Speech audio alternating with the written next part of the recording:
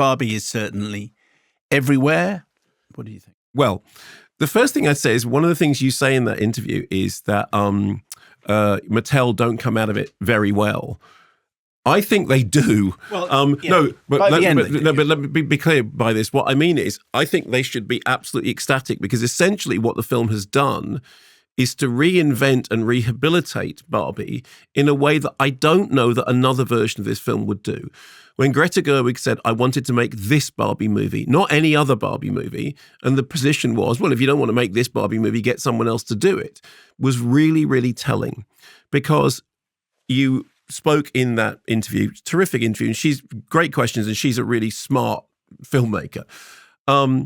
When she was talking about the history, the conflicted history of Barbie, and there is an absolutely conflicted history of Barbie, that there are many parallel stories. But one of the things that I thought of watching, when I was watching this, and I should say right at the beginning, I really enjoyed it. You and I saw it together.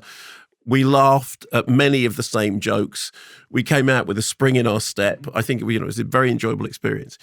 And, there are elements of Toy Story 2, or there are elements of the Pinocchio story. There are, I think, nods towards Josie and the Pussycats, the live action film, which actually wasn't a big hit when it came out, but then became a cult thing after that. I think you can see, echoes of Beyond the Valley of the Dolls. I think all those things are in there. But one of the things that I thought of whilst watching it was Todd Haynes' very early underground film, Superstar, the Karen Carpenter story, which we've spoken about before, in which the story of Karen Carpenter is told with Barbie dolls.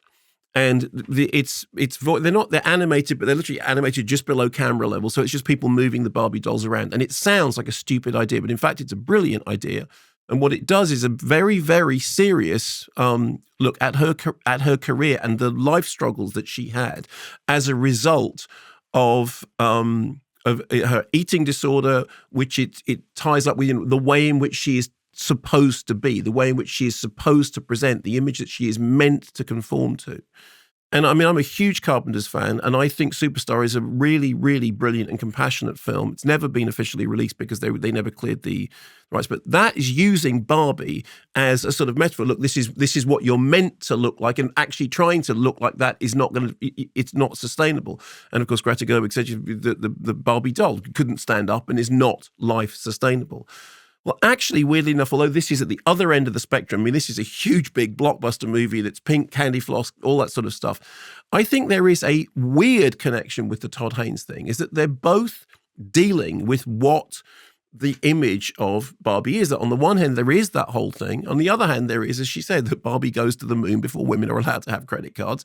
And in the Barbie land of the film, Barbies are everything. Barbies are, the novelists, and they're Nobel Prize winners, and they're presidents, and they're blah, blah, blah, blah. So we're in this fancy world. And then the gag at the beginning, everyone's seen the 2001 trailer. That's actually the beginning of the film. Helen Mirren narrates this thing very sardonically. And then she says, of course, what happened was that Barbie came along, proved that women could be anything, and therefore that solved all the problems of sexism and inequality in the real world. And that is how the Barbie land Barbies believe that's what's going on. And then as we heard from that clip, Margot Robbie's stereotypical Barbie's heels fall, and she says, well, what's going on? And it turns out that in the real world, somebody's been playing with her, and somehow she's suddenly dealing with anxiety and thoughts of death and the prospect of cellulite, which is the horsemen of the apocalypse. And so in a way that harks back to Enchanted, in which Amy Adams is a fairy tale princess who ends up in New York and, in Central Park. It's a very similar sort of setup. She goes into the real world where she discovers that actually Barbie hasn't solved the problems. In fact, she meets a young woman who says, you've set the cause of feminism back by 50 years, you fascist.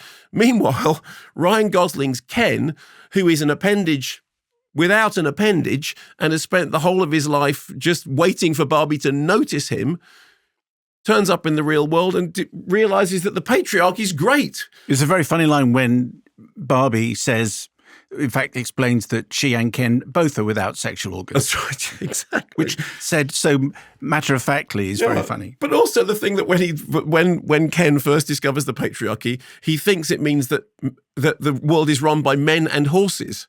It's only later on that he realizes that the horses aren't in control.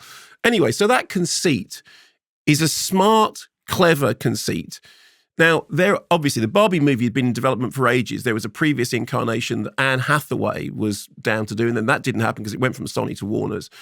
And then I think Margot Robbie is perfect for this role. Obviously, she's a producer, as you said there. She's so perfect that there's even a gag in the narration about how perfect she is for the role that the film gets away with because it's such a perfect role. And I think that the smartness of it is that it manages to have its cake and eat it. It manages to celebrate and satirize and deconstruct the Barbie, mythology. And at the end of it, you come out actually feeling warm towards it. And I say that as somebody who is a huge fan of the Todd Haynes film, which is absolutely about the problems of the way in which, the Barbieization of the real world has lethal consequences. I think a lot of people have talked about how funny Ryan Gosling is, and Ryan Gosling is really funny. I mean, the sequence where, when you go and see it, there's a sequence where it's a very brief scene where he is talking to a doctor, and he's assuming that he can also become a doctor because he's a man. Is very, very funny. Yeah, because he's discovered the patriarchy. And the sequence in which men then decide that they want, sit down and I'll play my guitar at you. The use of the word at is really great. But I think it's easy to understate how good Margot Robbie is. Yes, Ryan Gosling is great. And I've seen a couple of reviews said, Ryan Gosling steals it. No, he's very good. But the film works because Margot Robbie is absolutely on it in that role.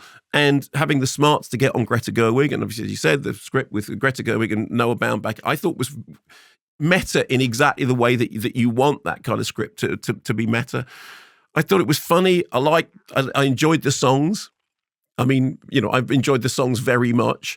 I thought the design was absolutely terrific. I mean, you come out, your retinas are everything's gone pink. There are loads of cinematic gags. There are loads of things, jokes about The Godfather and jokes about and in that clip was a Matrix joke. There's a Matrix joke. Exactly. There's the red pill stuff. There's the thing about the Justice League director's cut. But the thing is, when you ask who's it for, it's not one of those movies that goes, it's one thing, a movie critic going, well, I really like it because actually it's got all these really smart references to The Godfather and all that sort of stuff. Okay, fine. But I can imagine it playing to exactly the same people that like Barbie Swan Lake because it's, because it's fun and it's just on the right side of some of the humor. It just slides right up to the edge of what you can get away with and still be a kind of mainstream movie. I was really pleasantly impressed and surprised. I laughed and you and I both came out, I think, with a spring in us, with our arches lifted. I went out and bought some pink carpet for the house. Yeah, I know. I saw the picture that you took of the Greta Gerwig thing with all the balloons, and you said, "Where is this?" And somebody put, "It's Mark's house." Yes, exactly right. So, what was your feeling? Oh, I thought it was terrific. I did, cake and eat it is exactly the right phrase. Yeah. And if you have all kinds of problems for very good reasons about Barbie, go see the film. Yeah, you'll still have a good time. That's why I say that Mattel should absolutely love it, because what they've done is they've sort of saved the film. They've sort of saved the image of Barbie for the next generation, which is a really smart thing to have pulled off. Thanks very much for watching this video. I hope you enjoyed watching it as much as we enjoyed making it. While you're here, check out all the other videos because they're cool too, aren't they? Yeah, and if you want to keep up to date with everything Kermode and Mayo's Take, then check out our social channels. I mean, why wouldn't you? I mean, I would. I have done. Excellent.